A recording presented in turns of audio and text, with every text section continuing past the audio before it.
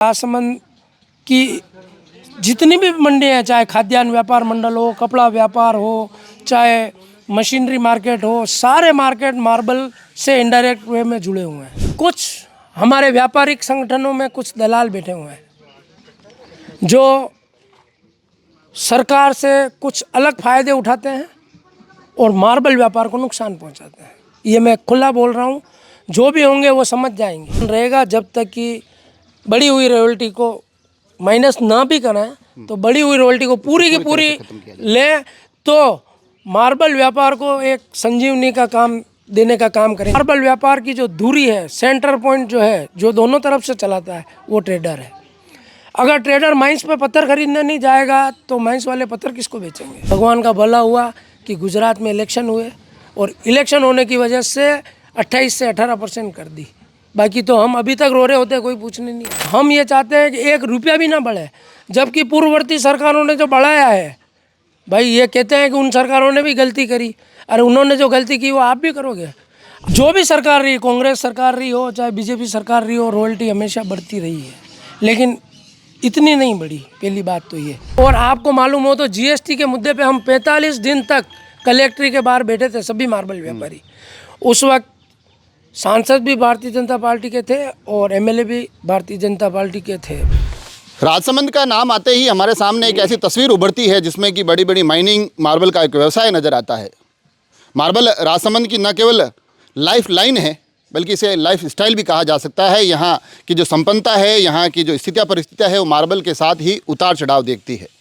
इन दिनों मार्बल व्यवसाय ढलान पर नज़र आता है। मार्बल व्यवसायी बीते दिनों को याद करते हुए कहते हैं कि मार्बल के बिज़नेस में अब वो बात नहीं रही और उस पर एक और आघात लगता है जब राज्य सरकार रॉयल्टी की दरों में एक अच्छी खासी बढ़ोतरी कर देती है। उसके बाद से ही लगातार यहाँ पर व्यापारियों में आक्रोश देखा जा रहा है।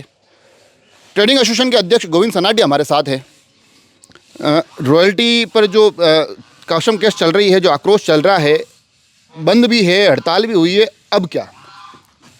सबसे पहले तो मैं राजसमंद के जितने भी मीडिया के साथी हैं, मैं उनका धन्यवाद ज्ञापित करना चाहूँगा कि उन्होंने ये जो मुद्दा रॉयल्टी का और मार्बल में जो तकलीफ़ चल रही है व्यापार में, उसका जितना खुल के सहयोग किया है शायद इससे पहले कभी नहीं हुआ। इस बार जो सहयोग हमें पत्रकारों का मिल रहा है, साथ ही जैसा कि अभी आपने बोला कि राजसमंद की जितनी भी मंडियाँ हैं, चाहे खाद्यान्न व्यापार मंडल हो, कपड़ा व्यापार हो, चाहे मशीनरी मार्केट हो, सारे मार्केट मार्बल से इनडायरेक्ट वे में जुड़े हुए हैं। क्योंकि बाहर से पैसा जब मार्बल का आता है तो लोग कपड़े भी खरीदते हैं, लोग किराना भी चलता है। जो मजदूरी दे रहे हैं वो मजदूर भी जब मार्केट में आता है, कहने का मतलब मार्केट भी उसी से चल रहा है। और कल इन सारे एसोसिएशन ने मार्बल के समर्थन में प्रेस में अपनी विज्ञप्ति दी है और उन्होंने भी मांग की है कि राजसमंद में इनकम सोर्स जो है वो सबसे पहले मार्बल है, उसकी इनकम से ही हमारी सबकी इनकम है। तो मैं उन सभी व्यापारी संगठनों का भी धन्यवाद करना चाहूँगा। रहा सवाल इस रॉयल्टी के मुद्दे का, तो कुछ कड़वी बात है और हम व्यापारियों के लिए ही है, लेकिन आज नहीं कहेंगे तो कब कहेंगे। ये ऐसा नहीं है कि ये पहली बार रॉयल्टी का इशू आया है। जो भी सरकार रही, कांग्रेस सरकार रही हो चाहे बीजेपी सरकार रही हो, रॉयल्टी हमेशा बढ़ती रही है, लेकिन इतनी नहीं बढ़ी। पहली बात तो ये। दूसरा, आज जो संकट है, व्यापार वैसे ही नहीं चल रहा है। वो यही कहने वाला था मैं, क्योंकि राजसमंद में मार्बल की स्थिति भी अपनी सबसे निम्नतम स्तर पर है। अभी जो सबसे दयनीय हालात पिछले साल 2 साल से चल रहे हैं, उसके बीच में ये रॉयल्टी अपने आप में बड़ा आघात है।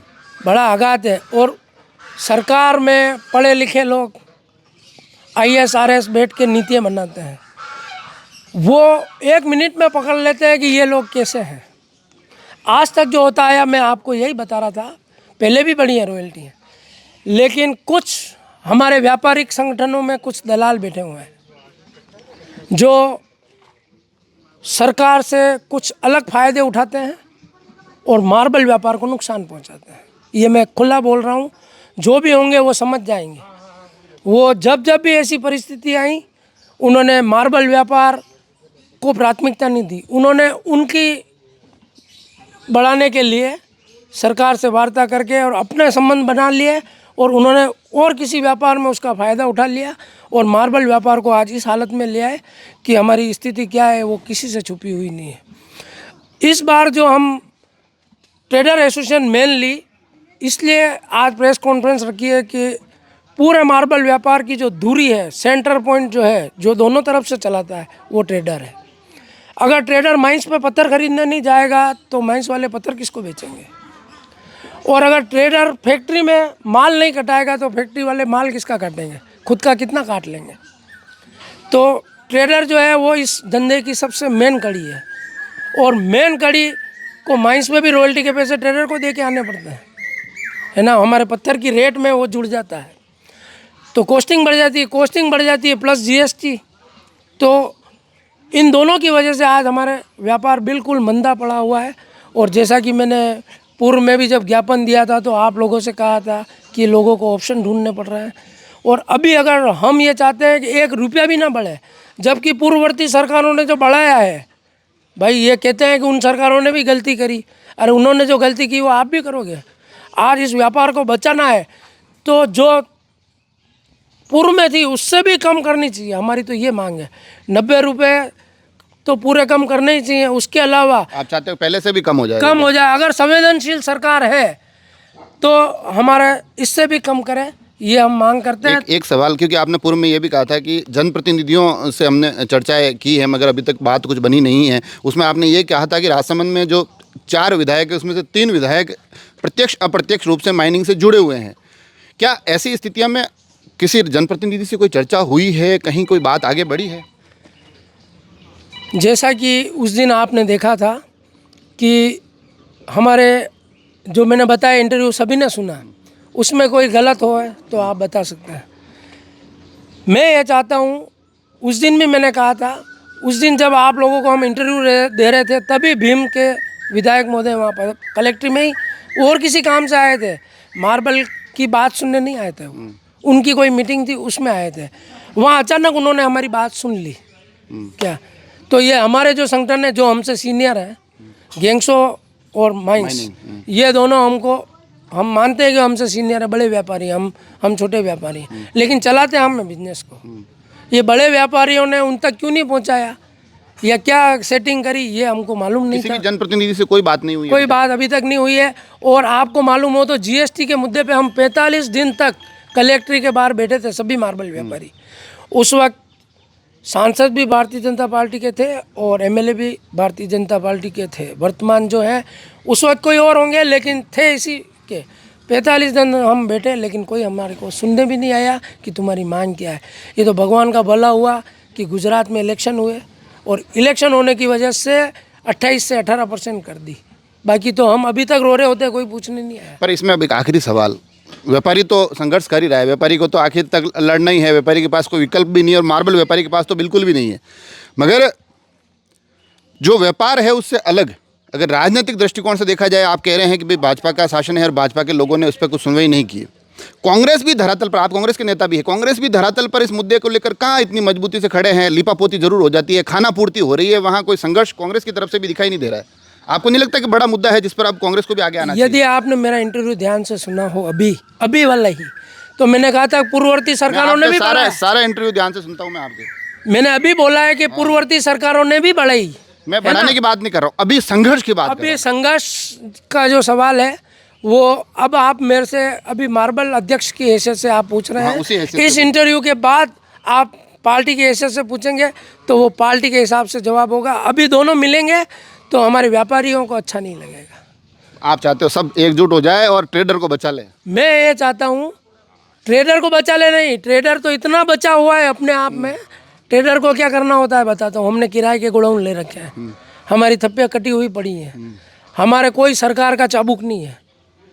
माइंस वाले और गैंग्सो वाले चुपचाप समझौता करके इसलिए आ जाते हैं कि उनको पर्यावरण की एनओसी भी लेनी है सरकार से, उनको मलबा डालने के लिए भी जगह चाहिए सरकार से, उनको बिजली के बिलों में भी सरकार से समझौता करना है, उनको जो वो सूर्य वाले जो लग रहे हैं आजकल क्या बोलते हैं सोलर प्लांट, उसमें भी सब्सिडी लेनी है।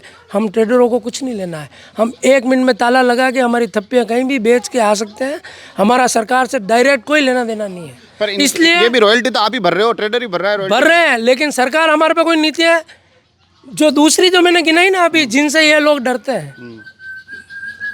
आप कुल मिला के ये कहना चाह रहे हो कि ये जो बड़े बड़े जो व्यापारी हैं माइनिंग से जुड़े हुए, वो भी दबाव में ही काम कर रहे हैं। दबाव में, क्योंकि उनको सरकार से रॉयल्टी के अलावा भी कई काम पड़ते हैं, है ना। और वो सरकार कांग्रेस भी हो सकती है, बीजेपी भी हो सकती है, मैं किसी विशेष सरकार के लिए नहीं कह रहा हूँ। जब जब सरकार आती है, इनको सरकार से काम बहुत सारे पड़ते हैं। हम ट्रेडरों को माइंस मालिक से पत्थर लाना है, गैंग्सों में कटवाना है और हमको बेचना है। हमको सरकार से इसके अलावा हमारा कोई काम नहीं। वो भी माल बराबर कहाँ दे रहे हैं, कभी किशनगढ़ दे देते हैं, कभी बांसवाड़ा डूंगरपुर दे देते हैं। वो अलग मुद्दा है, वो दे देते हैं, फिर भी हमारी रोजी रोटी पिछले 35 साल से चल रही है। आखिरी सवाल, अब अगर इस पर सुनवाई नहीं होती है तो ट्रेडर एसोसिएशन का क्या रुख रहेगा? जैसा मैंने अभी बताया, न तो हम माइंस से पत्थर लाएंगे, न हम गैंग्सों में कटवाएंगे, तो कितने दिन चल जाएगा। बिजली बिल्कुल असहयोग आंदोलन रहेगा। असहयोग आंदोलन रहेगा जब तक कि बढ़ी हुई रॉयल्टी को माइनस ना भी कराएं, तो बढ़ी हुई रॉयल्टी को पूरी की पूरी ले, तो मार्बल व्यापार को एक संजीवनी का काम देने का काम करेंगे। दूसरा, आज जो हमारे मुख्यमंत्री जी बैठे हुए हैं, है ना, वो मुख्यमंत्री जी एक भी बार एमएलए नहीं रहे, पहली बार एमएलए बने और पहली बार मुख्यमंत्री बने। तो मैं ये अंदर से मेरा जो इंसान है वो ये बोल रहा है कि उनको इतने दाव पेच नहीं आते हैं, उनको इतने दाव पेच नहीं आते, तो वो हमारी समस्या को बहुत अच्छी तरह समझेंगे।